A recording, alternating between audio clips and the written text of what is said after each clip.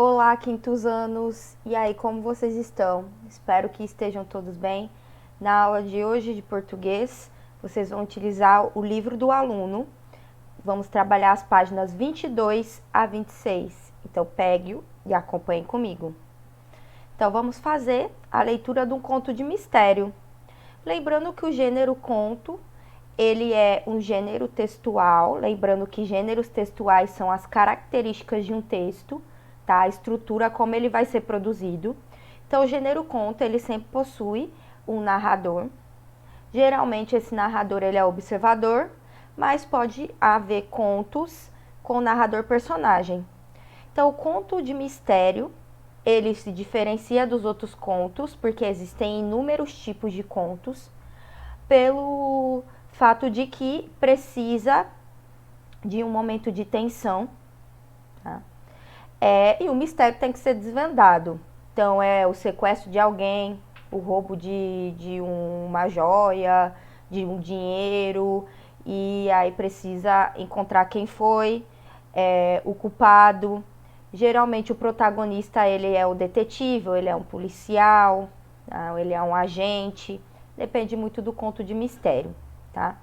Geralmente o conto ele começa, né, com apresentando o personagem, depois no desenvolvimento, né, no meio da história, começa a surgir o conflito, ou seja,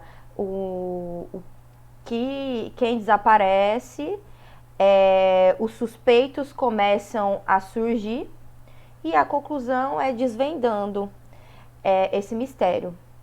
Nem sempre o mistério é totalmente desvendado. Sempre fica um buraco na história, porque o gênero conto, ele é um gênero ele é um texto narrativo e ele possui uma narração curta. Eles não são textos muito longos, tá? Então, esse conto de mistério chama-se O Baile do Caixeiro Viajante. Leôncio era um caixeiro viajante. Geralmente, os verbos que são trabalhados no conto, no gênero conto, sem exceção do conto de mistério, os verbos no passado. Olha aqui, ó, o pretérito imperfeito, era. Então, Leôncio era um caixeiro viajante da capital. Olha o verbo vir, vinha. Vinha à cidade uma vez por mês, prover de mercadorias as vendas do lugar. Então, ó, já está apresentando, dizendo quem é o protagonista aí, né, um dos personagens, o que ele faz, tá, para onde ele foi, ok? Então, continuando. E voltava no mesmo dia, mas houve algum problema com sua condição e daquela vez ele teve de dormir na cidade. Então, olha aí, ó, o narrador ele é um narrador observador, ele só está contando a história. Era dia de baile na cidade, um sábado especial, e uma orquestra de fora tinha sido contratada. O moço do hotel que servia o jantar comentou: como é um texto narrativo, pode haver diálogos. Lembrando que para iniciar um diálogo, ó, os dois pontos, ele veio com o travessão, que é esse traço aqui, e aí a fala da personagem, ó: seu Leôncio, este baile o senhor não pode perder. E não podia mesmo, mal sabia ele. Leôncio mandou passar o terno e foi ao baile. Por volta da meia-noite, sentiu que chegava ao sono e pensou em se retirar. Foi quando viu Marina entrar no salão. Marina chegou só e, ao entrar, passou junto a Leôncio. Bem perto dele, ela parou e se virou para trás.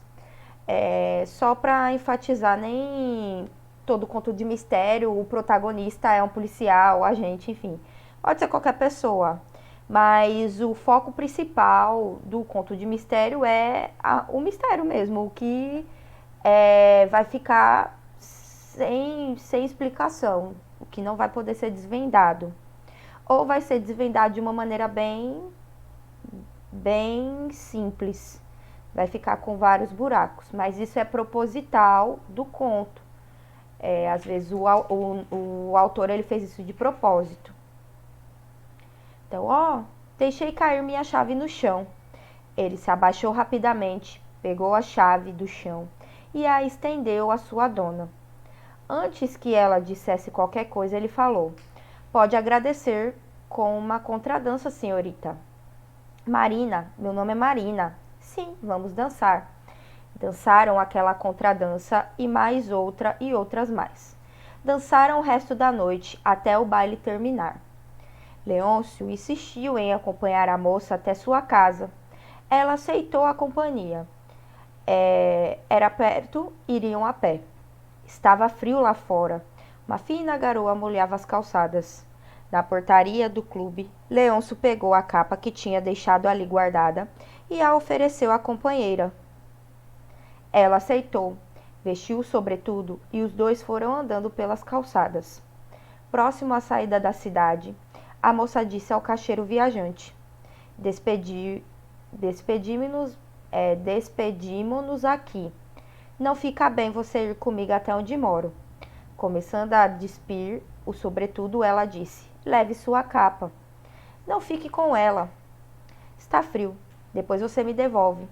Era difícil para Leôncio deixar a moça ir, mas havia a possibilidade de amanhã e do futuro todo. Ele propôs com o coração na mão: "Amanhã às 8 da noite em frente à matriz?" Ela assentiu, concordou e o beijou. No dia seguinte foi de grande ansiedade. Muito antes da hora marcada, lá estava ele em frente à igreja esperando por Marina. Só quando o relógio da matriz bateu 12 badaladas, Leôncio aceitou com tristeza que ela não viria mais. Temeu que alguma coisa tivesse acontecido. Tinha certeza que ela gostara dele tanto quanto ele gostara dela. Era tarde e só restava ir dormir. Mas, na manhã seguinte, mal se levantou, já foi perguntando pela moça. Na rua, no Largo da Matriz, em todo lugar, interrogava sobre a moça e nada. Estranhamente, ninguém sabia dizer quem era ela. Numa cidade pequena, todo mundo se conhece. Todos sabem da vida de todos. Ele continuou perguntando por sua dançarina. Foi aos armazéns e lojas que tinha como clientes. Descrevia a moça, dizia seu nome e ninguém sabia dizer quem era a donzela. Desanimado, voltou para sua hospedagem. Então o velho se apresentou. Era um empregado do hotel, empregado que Leôncio nunca havia visto, nem nessa e nem em outras estadas na cidade. Era alto, magro e de uma palidez desconcertante. O velho empregado do hotel lhe disse: "Moço, conheci uma tal de Marina igualzinha à sua, mas ela está morta. Morreu há muito tempo." Disse que a moça pereceu num desastre de carro, quando estava fugindo para se casar com um caixeiro viajante. Casamento que a família dela não queria de jeito nenhum. Leôncio ficou chocado com a história. Que absurdo! Imaginar que se tratava da mesma pessoa. Mas o velho funcionário insistiu. "No túmulo dela tem a fotografia. Quer ver?" Em poucos minutos estavam os dois subindo a ladeira, que levava ao afastado cemitério da cidade. Chegaram ao portão do Campo Santo e o velho disse a Leôncio que entrasse sozinho. Não gostava de cemitérios. Desculpou-se. Explicou como chegar ao túmulo da moça.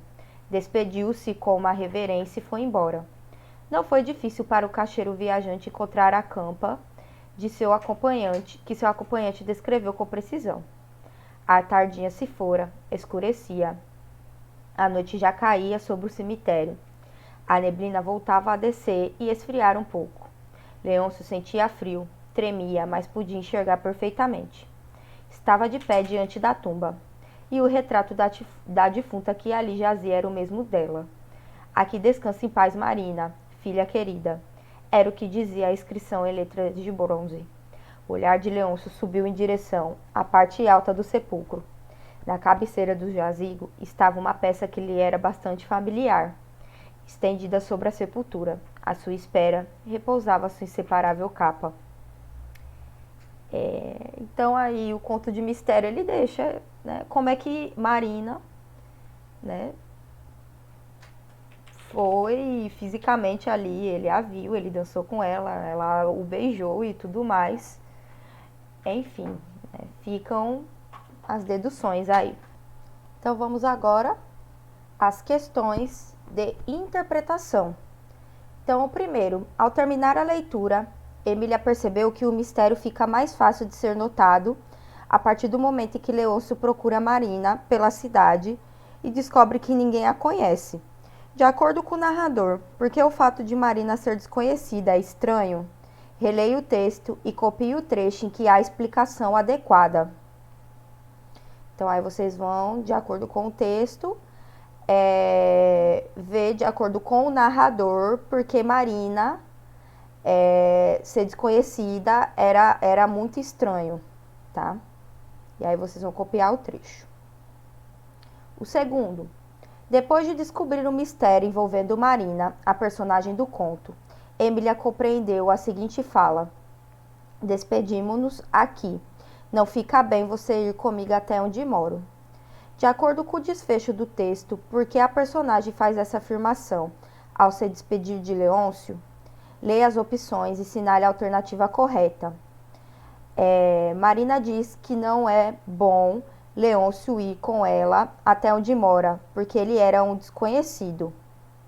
Segundo, Marina diz que não é bom Leôncio ir com ela até onde mora, porque tem medo que ele perca o transporte que o levará de volta à capital.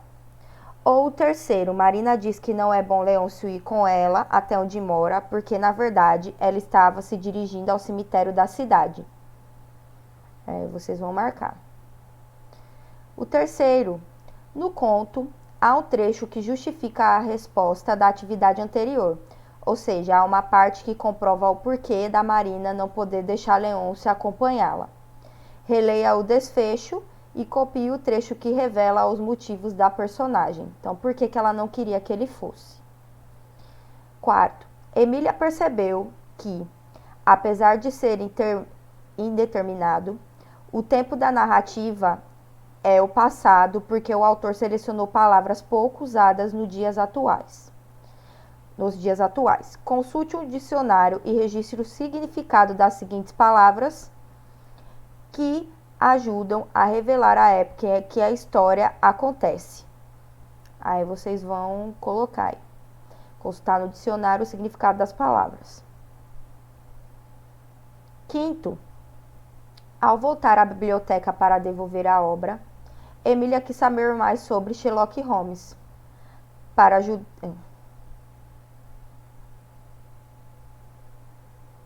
Perdão, aqui. Isso aqui não vale. O sexto, Otávio queria verificar se tinha entendido as conjunções e as ideias expressas por elas. Então, para ajudá-lo, a professora Nádia passou uma atividade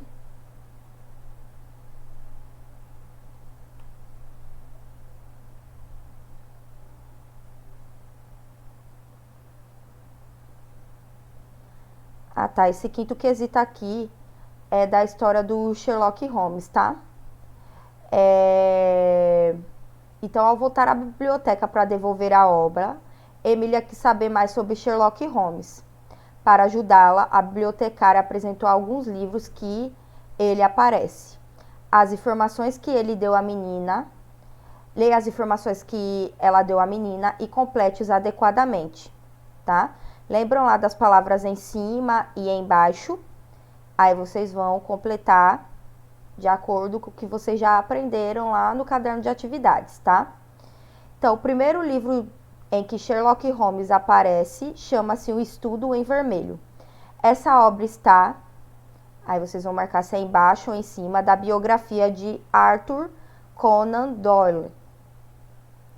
O segundo livro de Arthur Conan Doyle escreveu sobre Sherlock Holmes é O Signo dos Quatro.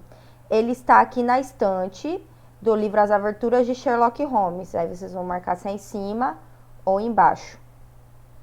Um dos livros mais conhecidos de Sherlock Holmes, chamado Cão dos Baskervilles, encontra-se, aí vou marcar se é em cima, junto ou em cima separado, da obra Memórias de Sherlock Holmes. Aí embaixo, né, da prateleira com as obras originais de Arthur Conan Doyle, estão os livros dos casos solucionados por Sherlock Holmes, adaptados para jovens leitores. O sexto, Otávio queria verificar se tinha entendido as conjunções e as ideias expressas por elas. Então, para ajudá-lo, a professora Nádia passou uma atividade em que deveria relacionar as colunas. Faça como ele e relacione as conjunções da coluna à esquerda, as ideias que transmitem na coluna do meio. Então, relacione itens dessa coluna às frases correspondentes. Então, veja só. Aqui temos 3 colunas, certo? Lembrando que as conjunções são palavras que invariáveis, ou seja, não tem masculino ou feminino, singular ou plural, e elas servem para conectar uma oração à outra, dando a ideia de causa, de soma, de oposição. Então, por exemplo, eu vou fazer a primeira aqui para vocês entenderem, ó.